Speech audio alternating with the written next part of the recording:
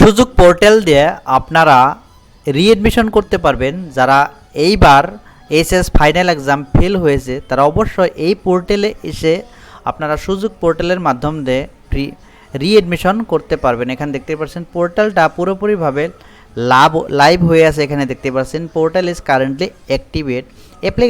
Application প্রসেসটা ঠিক এইরকম থাকবে। এখানে দেখতে পাচ্ছেন register log in apply accept and complete admission. আপনারা ফটাফট এখানে এসে আপনারা আবেদন করে নিতে পারেন। এখানে দেখতে পাচ্ছেন কালকে এখানে দেখতে পাচ্ছেন 15 মে এডমিশনটা স্টার্ট হয়েছে, আর 24 মে 2026 এই অ্যাপ্লিকেশনটা ক্লোজ হয়ে যাবে।